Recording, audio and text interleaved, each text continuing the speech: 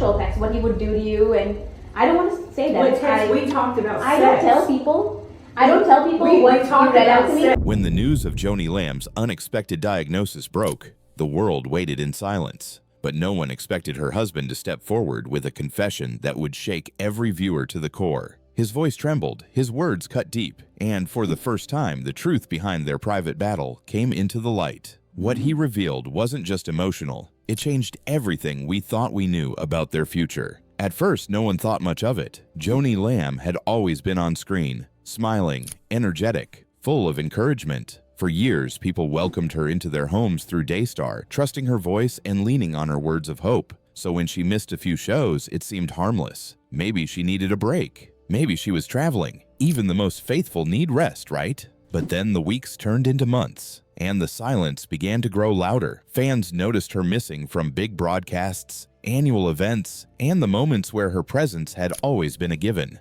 When she did appear, something felt off. She looked tired. And not just the kind of tired that comes from a long day, but the kind of tired that lives deep in your bones. Her eyes didn't shine like before. Her smile was still there, but it didn't reach all the way. Viewers could sense it. Something had changed. Social media lit up with gentle questions at first.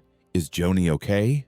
Has anyone heard what's going on? But the longer the silence lasted, the more those questions turned into theories. Some guessed she was stepping away from ministry. Others feared illness. A few whispered about family problems. Daystar, for the most part, stayed quiet. And that only made the rumors grow. People began to rewatch her last few appearances, looking for clues. Was she wincing? Did she walk slower than usual? Had her voice changed? Every detail became evidence. Every pause became suspicious. Her absence at major Daystar moments didn't help.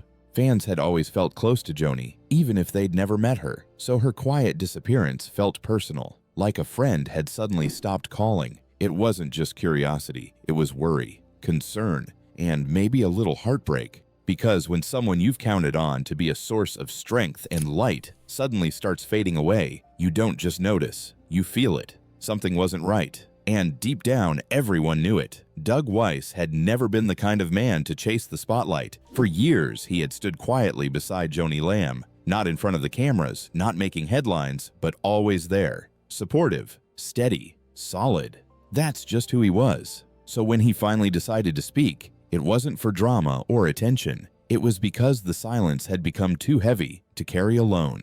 For months, whispers had been circling around Joni's sudden absence. Her fans were used to seeing her almost every day, bright-eyed, passionate, leading the Daystar network with her trademark energy and grace. But then, bit by bit, she started disappearing from view. Fewer shows, shorter appearances, then nothing. At first, people figured she was on a break or traveling, but the longer the silence lasted, the more uneasy the speculation became. Doug watched all of this unfold from the shadows, knowing the truth but saying nothing. He wanted to protect Joni's privacy. She was still processing what was happening to her. They both were. Her health had become fragile in ways that neither of them saw coming. The doctors had confirmed it. A rare autoimmune disorder that slowly attacked her energy, her joints, her voice. One day she'd feel almost normal. The next she'd struggle just to get out of bed. But how do you explain that to the world? How do you find the words to tell millions of people that the strong, fearless woman they looked up to was now fighting just to get through the day? Doug didn't know until one afternoon, sitting in a quiet room with a trusted friend, he finally let go. He didn't mean to make it public. He was just talking, trying to make sense of everything. But when the question came, "How's Joni?" Really? He couldn't give the safe answer anymore. His voice cracked, his eyes welled up, and the words came out. "She's sick," he said simply. "She's really sick." From that moment, the dam broke. Doug started talking. Not as a public figure, not as a spokesperson, but as a husband who was watching the woman he loved slip into a battle he couldn't fight for her. He described the slow decline, the days where her strength gave out before noon, the mornings when she woke up in tears because she knew she couldn't hide it anymore. He spoke about how Joni had tried to keep going, pushing herself to stay visible for her team and her audience. She showed up to the studio, filmed short segments, smiled through the pain. But when the lights turned off, she would lean on Doug to make it back to the car. He remembered the nights she lay awake, her body aching in ways she couldn't explain, whispering prayers in the dark. She didn't want anyone to worry, he said quietly. She didn't want to be seen as weak. Doug admitted that they had tried everything: doctors, specialists, treatments, prayers. Some things helped for a while, but nothing brought her fully back. And little by little, she had to step back from the life she loved. The shows, the meetings, the travel, the preaching. That wasn't just a career to her. It was her identity, her calling. And that's what made it so hard. Joni wasn't just sick in her body. She was hurting in her heart. She felt like she was letting people down. Her team, her audience, her late husband Marcus's legacy. Doug said he told her every day, "You haven't failed anyone. You've given more than most people could in 10 lifetimes." But still, she struggled to believe it. When Doug finally went public with the confession, it wasn't through a press release or a staged video. It was a raw, honest conversation that someone happened to record and share. And the response was immediate. Some people were shocked. Others were relieved to finally know the truth. But nearly everyone felt the same ache. The kind that comes when a person you've admired for years suddenly becomes human in the most painful way. Doug said he wrestled with guilt about keeping it secret for so long, but Joni had asked for privacy. She wanted time to process, to heal, to figure out what this new chapter of life might look like. She hadn't been ready to say goodbye to the platform she had built. Neither of them were. But as the rumors grew louder, Doug knew it was time. Not to protect their image, but to give people the chance to pray, to understand, to walk with them, not just watch from a distance. The most powerful part of Doug's confession wasn't just about illness. It was about love. You could hear it in every word, the exhaustion in his voice, the heartbreak in his pauses, the steady commitment in his tone. "I don't know what tomorrow looks like," he said, "but I'm here. I'm with her, no matter what comes next." And with that, Doug Weiss gave the world something rare, not just an update, but a glimpse into the quiet, private battle that so many people face behind closed doors. His words didn't come from a place of fame or faith-based performance. They came from a man who was standing in the middle of the storm, holding his wife's hand, and refusing to let go. That's what made it heartbreaking. And that's what made it beautiful. When Doug Weiss finally shared the truth about Joni Lamb's health, he had no idea what kind of storm it would set off. What started as a deeply personal confession quickly turned into something much bigger. Something loud, messy, emotional, and, at times, cruel. Within hours of his words going public, the internet lit up. The story that had quietly brewed in the background for months now exploded across screens, pulpits, podcasts, and social feeds. It didn't matter that Doug had spoken gently. It didn't matter that he hadn't made a dramatic announcement or demanded attention. People were already starved for answers, and now they had something, a real reason behind Joni's disappearance, a diagnosis, an explanation, something to hold on to. But it didn't calm the rumors. Instead, it poured gasoline on them. Some headlines praised Joni for her strength. Others accused her of hiding the truth for too long. Some outlets ran warm, respectful stories about her journey and the pain of living with a chronic illness. Others picked apart every detail, wondering aloud whether this was the whole story or if there was still more being kept behind closed doors. People began arguing in the comment sections. On one side were longtime Daystar viewers, people who had watched Joni for decades and felt like they knew her.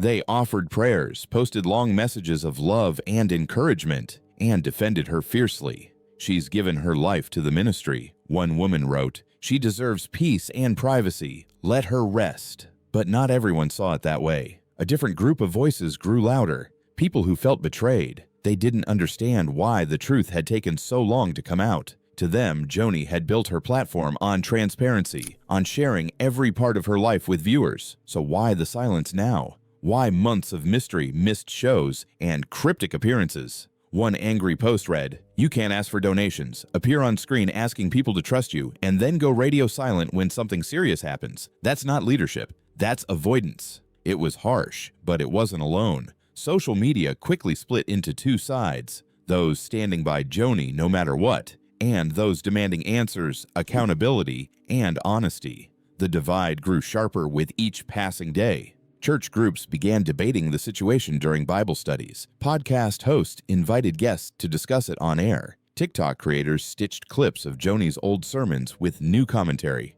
"Is this how Christian leaders should act?" they asked. "What does this mean for the future of faith media?" Even the secular world took notice. News outlets outside the faith community started running stories, not just about Joni's illness, but about the wider implications. Was Daystar prepared for a leadership shift? What would happen to the network without its most recognizable face? Could viewers trust the people behind the platform if they'd kept something so big under wraps for so long? Suddenly, the story wasn't just about a woman fighting for her health. It became a conversation about image, control, and the cost of influence. Behind the scenes, the Lamb family felt the heat. Staff at Daystar began fielding non-stop emails and calls. Some viewers wanted updates. Others wanted refunds for recent donations. A few demanded Joni make a public video explaining everything. But Joni couldn't. She was home trying to manage her illness quietly, away from the cameras she used to command so easily. Doug tried to shield her from the noise, but even he couldn't avoid it. His inbox overflowed. Reporters called. Friends he hadn't heard from in years reached out. Some were kind, some weren't.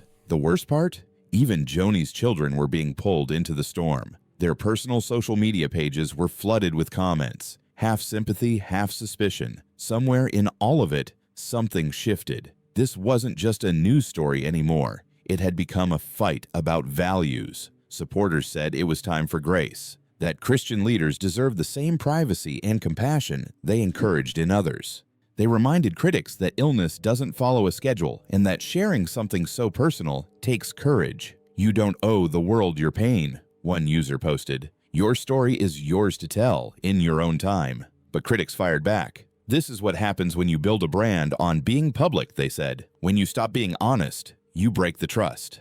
And so the lines were drawn. In churches, families, and online spaces, people took sides, sometimes kindly, sometimes not. Some saw Joni as a hero, still pushing through pain to live her faith. Others saw a leader who had made a mistake by keeping her condition hidden for so long. Doug found himself walking a tightrope. Every time he spoke publicly, someone twisted his words. If he was hopeful, they said he was minimizing the issue. If he was sad, they said he was being dramatic. There was no safe way to talk anymore. Even silence was criticized. But perhaps the most painful part was watching how Joni's legacy was being questioned. For over 2 decades, she had led Daystar with fire and vision. She had built something powerful, something that gave hope to millions. And now, in her weakest season, some were turning on her as if all that history had never happened. Still, the supporters held the line. They flooded Daystar with messages of encouragement. They started hashtags. They hosted prayer live streams. Churches around the country held moments of silence for Joni. People sent cards, flowers,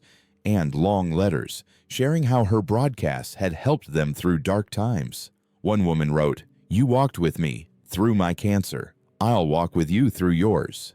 And slowly that message began to rise above the noise. The criticism didn't disappear, but neither did the compassion. And maybe that was the real story. Not the diagnosis, not the drama, but the fact that one woman's battle had cracked something wide open in the Christian world, forcing it to ask what it really means to lead, to trust, and to be human in public. The firestorm had begun with whispers. It grew with opinions, but what it revealed was a simple, complicated truth. Faith leaders are people too. They bleed, they break, they wrestle with when to speak and when to stay quiet.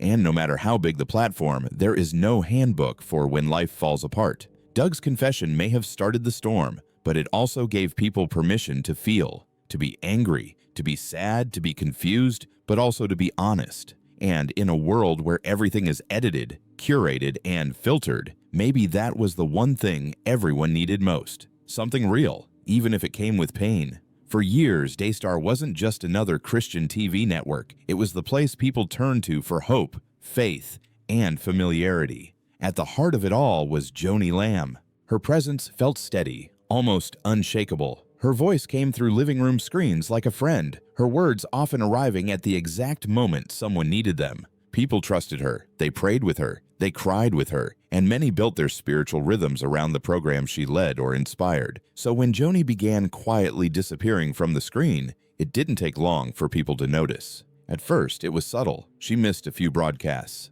then a few more. When she did appear, she looked tired. Her smile was there, but softer. Her voice, once strong and bright, carried a different tone. Something was off. Viewers began asking questions. Where was she? Why wasn't she addressing the rumors? Was she okay? Then, the truth broke. Her husband, Dougweiss, finally confirmed what many had feared. Joni was battling a serious autoimmune illness. It had taken a toll not just on her body, but on the entire ministry. That confession, meant to bring clarity, instead marked a turning point. Because now, with Joni no longer front and center, Daystar had to ask itself a question it had long avoided. What happens when the face of a ministry can no longer carry the weight? Inside the network's headquarters, the energy had shifted. Staff who had worked with Joni for years moved through the halls a little more quietly. For some, her absence felt like a missing piece in the center of a puzzle that had once fit perfectly. The cameras still rolled, the shows were still aired, and the lights still came on, but something deeper had changed. Joni had been more than a host or producer. She had been the heartbeat. She was the person who remembered birthdays, encouraged the team when ratings dropped, and cast the vision that kept everyone motivated. Without her daily leadership, everything felt uncertain. Doug stepped in where he could. He wasn't new to ministry, of course. He had a long history of counseling, speaking, and supporting others in their journeys.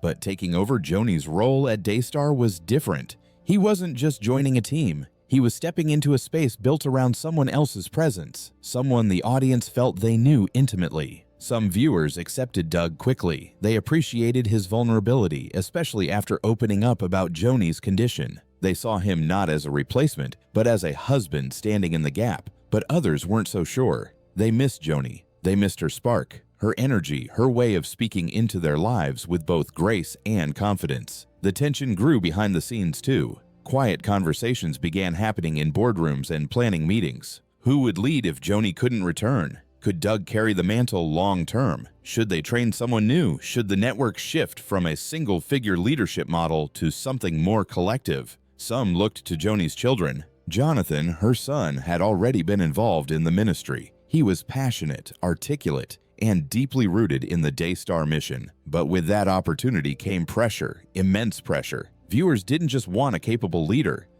They wanted someone who felt like Joni. And that was a nearly impossible ask. Then there were her daughters, Rebecca and Rachel, both respected in their own right, both loved by those who knew the family. But they had taken quieter paths, more behind the scenes than front-facing. The idea of thrusting them into the spotlight didn't feel right either. With each passing week, the crossroads became harder to ignore. Financially, the ministry began to feel the weight of Joni's absence. So much of Daystar's support had come from people who trusted her personally. Her on-air appeals weren't just fundraising. They were heart-to-heart moments. Viewers didn't feel like they were giving to a corporation. They felt like they were helping a friend continue God's work. But now, with her away and uncertainty in the air, some longtime supporters began to pull back. Donations slowed. Emails trickled in asking questions. Was Joni coming back? Who was leading now?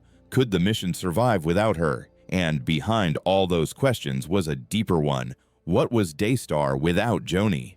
It wasn't just viewers asking that. Even inside the Lamb family, the same uncertainty lingered. There were whispered disagreements, differences in vision, and moments of doubt. Not because anyone lacked faith, but because they all knew what was really happening. They were facing a new season, one they hadn't asked for, one they weren't ready for, one they couldn't control. In private moments, Joni wrestled with that too. Friends close to her said she struggled deeply, not just with her health, but with the guilt of stepping back. She had spent most of her life giving, building, leading.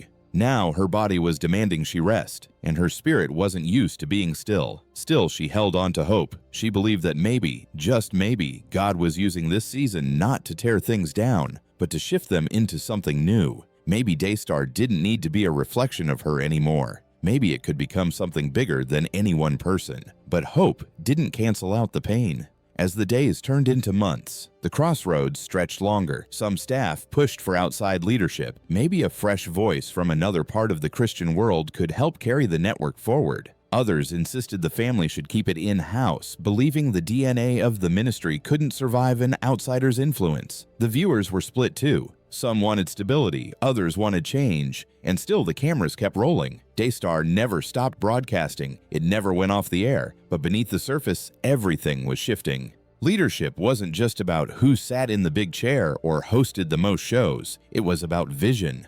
And with the person who had cast that vision now out of sight, the ministry stood in a quiet, complicated place. Not broken, not defeated, but undeniably at a crossroads. What would it become? A reinvention of everything Joni had started? A continuation led by new faces and fresh voices? Or something in between, where the legacy remained, but the path ahead looked entirely different? No one had the full answer, not even the Lamb family. But one thing was clear: Daystar couldn't go back to what it was before. The world had changed, media had changed, and so had the people leading the charge. The only choice left was forward. The road wasn't easy, but it was open. And now the ministry had to decide what kind of future it was ready to walk into and who it would trust to guide the way.